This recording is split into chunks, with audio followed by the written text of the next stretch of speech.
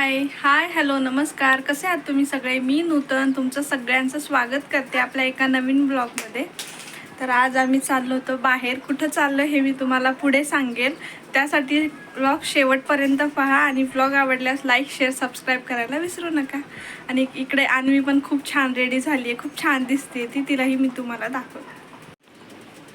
हाय कर अनु, इकडं बघ ना बेटा, हाय कर.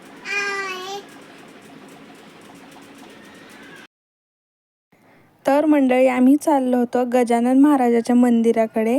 तर आज आहे 20 तारीख आणि आज होता गजानन महाराजांचा प्रकट दिन. त्याच निमित्त आम्ही गजानन महाराजाच्या मंदिराकडे चाललो होतो, जे की आहे आळंदी रोडला. तिथे चाललो होतो. लास्ट टाइम पण आम्ही गेलो होतो. तेही खूप छान मंदिर आहे. जसं शेगावचं मंदिर आहे तसंच ते सुद्धा आहे. आम्हाला इथून हेच जवळ पडतं, त्याच्यामुळे आम्ही चाललो होतो. आणि आम्ही सकाळी सकाळीच चाललो होतो, जेणेकरून तिथे गर्दी नसेल. कारण आज प्रकट दिनानिमित्त खूप जास्त गर्दी असेल बहुतेक, त्याच्यामुळे आम्ही लवकरच गेलो होतो. आणि तुम्ही बघू शकता मंदिर किती छान सजवलं आहे आज. आणि तशी बऱ्यापैकी गर्दी होती आतमध्ये आणि खूप छान वाटत होतं आज. कारण खूप दिवसांनी आलो होतो आम्ही आणि मला ह्या दिवशी यायचं होतं, सो आम्ही आलो होतो. आणि आज प्रकट दिनानिमित्त गजानन महाराजाचं मंदिर खूप छान सजवलं होतं, खूप छान सजवलं होतं. खूप भारी वाटत होतं, प्रसन्न वाटत होतं. आणि तुम्ही बघू शकता किती छान स्वच्छता आहे, शांतता आहे आणि बऱ्यापैकी गर्दी होती.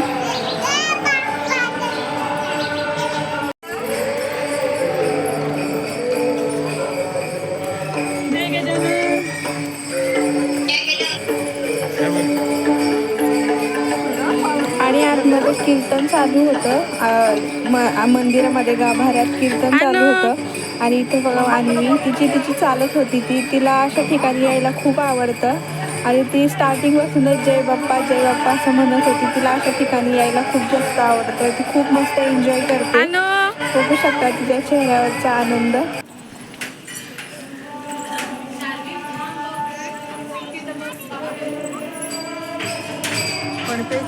हां,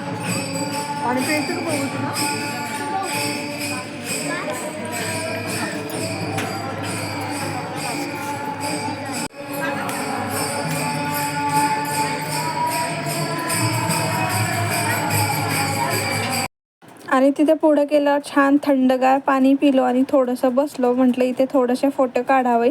आणि अनु बघू शकता किती सुंदर दिसत होती. आतमध्ये कॅमेरा अलाउड नाही आहे, त्यामुळे मी जास्त काही शूट केलं नाही.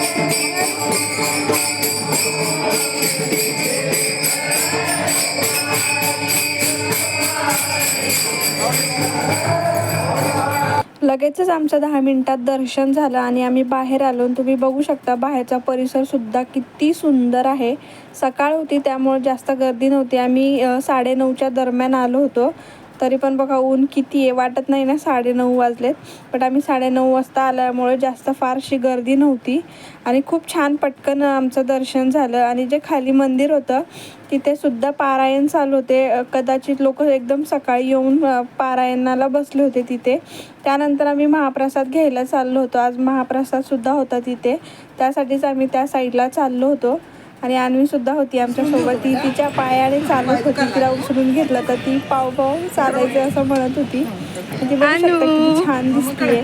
त्यानंतर आम्ही आतमध्ये गेलो आणि इथे मस्त सुंदर असं जेवण केलं. जेवण खूप छान होतं आणि तिथे आम्हाला प्रसादसुद्धा भेटला होता. नंतर छान जेवण वगैरे केलं आणि मस्त छान असे फोटो वगैरे काढले आणि पुन्हा निघालो आम्ही घरी जायला.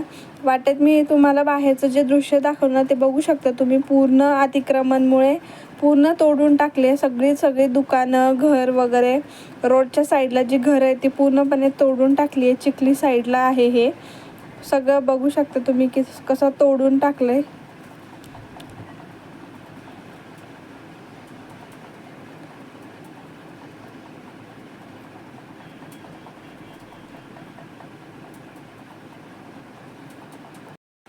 आता निघालो होतो आम्ही पुन्हा आमच्या घरी जायला. सकाळी खूप छान दर्शन झालं आमचं सकाळीच आल्यामुळं. आणि खूप छानही वाटलं आज येऊन. आणि आज गजानन महाराजांचा प्रकट दिनसुद्धा होतो, त्याचमुळे आम्ही आलो होतो.